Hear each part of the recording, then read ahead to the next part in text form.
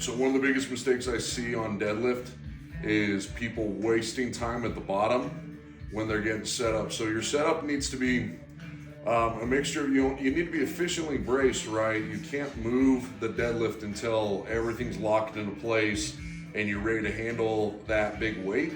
But also, you can't spend too much time down there because you're going to sap your strength. So application of this, if you're going to jump, when you're going for a max vertical, you want to go down fast, come up fast. That's how the muscle works, right? Kind of like basketball. If I take a basketball and I just drop it, it's going to fizzle. If I take it and slam it, it's going to go higher than where I started. So I start here, throw it, goes higher. That's how the muscle works. So on deadlift, it's a dead lift from a dead position. So that means you have no energy going into it. So it's a concentric lift, builds explosive power. So what I want to do is kind of try to cheat a stretch reflex into it. There's two ways you can do that. Kind of depends on your leverages.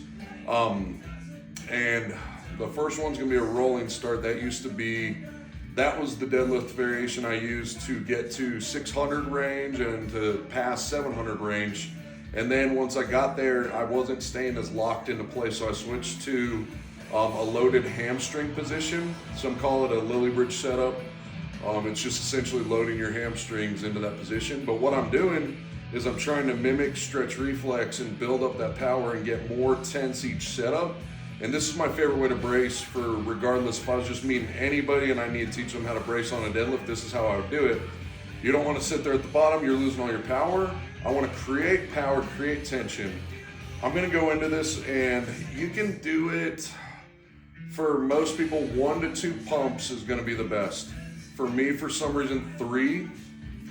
I think that's too much, but it's what works best for me, so I'm not going to break it. But I'm going to show you how I get tense into position. On the grip variation, I'm going to save my grip for the last pump when I come up.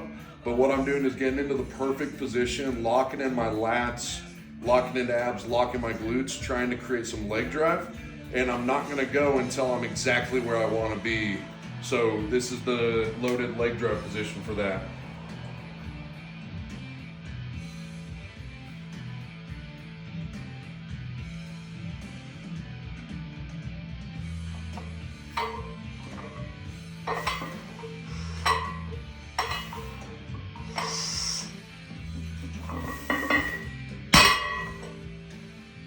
Now, that's how I do it on most heavier attempts as I'm going up.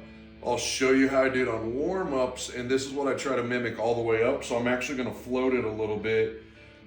So as I'm creating tension, this is how you know you're putting enough tension in the bar when you're pulling slack. This is how you know you're getting there. All right, so I'm putting tension in, grip, pull into position. As I'm doing this, I'm pointing my elbow to the back wall to flex my triceps and lats and keep that position hard. Okay.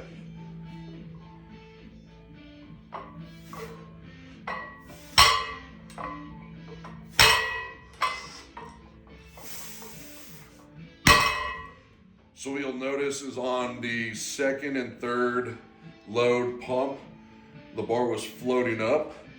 And I'm meaning to do that because I'm creating more tension each time. So as I'm warming up on my deadlifts, regardless of the weight, and I'm trying to do it all the way up to the heaviest weight, you're not gonna be able to do it with your heaviest weight, right?